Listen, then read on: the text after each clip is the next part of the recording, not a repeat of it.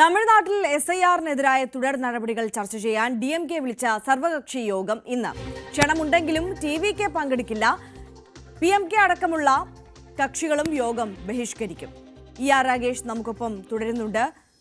ER, ഈ DMK ശക്തമായ പ്രതിഷേധത്തിന് കോപ്പുകൂട്ടുകയാണ്. ഈ സഖ്യകക്ഷികളുമായുള്ള ചർച്ചകൾ നടക്കുന്നതിനോടൊപ്പം മറ്റ് പാർട്ടികളെ, സമാനമായ നിലപാടുള്ള മറ്റ് പാർട്ടികളെ ഒപ്പം കൂട്ടാൻ കഴിയുന്നുണ്ടോ?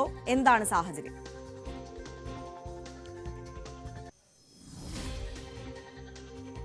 കേരളം പോലെ തന്നെ വലിയ പ്രതിഷേധമാണ് തമിഴ്നാട്ടിലും SIR-നെതിരെ ഉയരുന്നത്. പ്രത്യേകിച്ച് ഭരണകക്ഷി തന്നെ രംഗത്ത് വരികയാണ് SIR-നെതിരെ.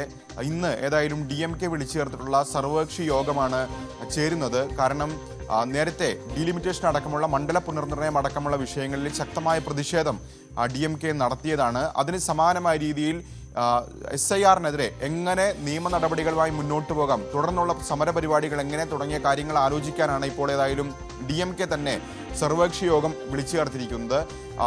ഈ യോഗത്തിലേക്ക് BJP-യെയും ഒപ്പം തന്നെ ADMK-യും വിളിച്ചിട്ടില്ല എന്നാണ് DMK നേതാക്കൾ അറിയിച്ചിരിക്കുന്നത്. കാരണം ഈ SIR-നെ പരസ്യമായി പിന്തുണയ്ക്കുന്ന പാർട്ടികളാണ് ADMK-യും BJP-യും. ADMK-യും സമാനമായ രീതിയിൽ കഴിഞ്ഞ ഓൾ പാർട്ടി മീറ്റിംഗ് തെരഞ്ഞെടുപ്പ് കമ്മീഷൻ വിളിച്ച സർവകക്ഷി യോഗത്തിന് ശേഷം അത്തരം ഒരു പ്രതികരണം ADMK-യുടെ ഭാഗത്തുനിന്നും ഉണ്ടായിരുന്നു. കാരണം 2023-ലെ ഈറോഡിലെ ഉപതെരഞ്ഞെടുപ്പുമായി ബന്ധപ്പെട്ട അടക്കമുള്ള കാര്യങ്ങൾ വിശദീകരിച്ചുകൊണ്ടാണ് എന്തുകൊണ്ട് വോട്ടർ പട്ടിക പരിഷ്കരിക്കണം എന്ന നിലപാട് ADMK വ്യക്തമാക്കിയത്. ഏതായാലും ഇന്ന് മറ്റു പാർട്ടികളടക്കം എല്ലാവരെയും ക്ഷണിച്ചിട്ടുണ്ട്. ഏതാണ്ട് 60-ലധികം പാർട്ടികളെ ക്ഷണിച്ചിട്ടുണ്ട് എന്നാണ് DMK നേതാക്കൾ അറിയിച്ചിട്ടുള്ളത്. അതിൽ TVK ഉണ്ട്.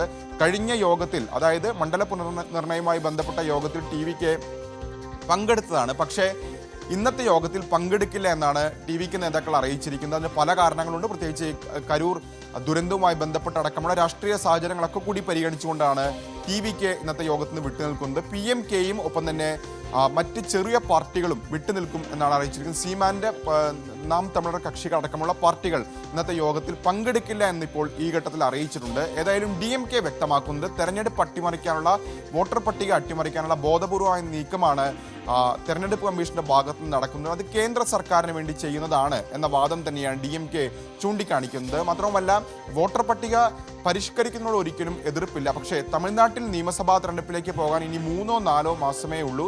ആ ഒരു ഘട്ടത്തിൽ വോട്ടർ പട്ടിക പരിഷ്കരണം അത് ചില ലക്ഷ്യങ്ങൾ ഉള്ളത് മുന്നിൽ കണ്ടുകൊണ്ട് തന്നെയാണ് എന്ന ആരോപണമാണ് DMK ഉന്നയിച്ചിരിക്കുന്നത്. അതുകൊണ്ട് തന്നെ ഇന്നത്തെ യോഗത്തിൽ സ്വാഭാവികമായും SIR-നെതിരായ തുടർ നടപടികൾ ചർച്ച ചെയ്യുക, അല്ലെങ്കിൽ എങ്ങനെ സമരപരിപാടികൾ അടക്കമുള്ള ആലോചിക്കുകയായിരിക്കും യോഗത്തിന്റെ ലക്ഷ്യം. പ്രത്യേകിച്ച് മണ്ഡല പുനർനിർണയം അടക്കമുള്ള വിഷയങ്ങൾ ഒരു തെരഞ്ഞെടുപ്പ് വിഷയമായി മാറ്റിയ വ്യക്തിയാണ് സ്റ്റാലിൻ. സ്വാഭാവികമായും SIR-ലൂടെയും അത്തരമൊരു നീക്കം തന്നെയാണ് DMK ആലോചിക്കുന്നത്.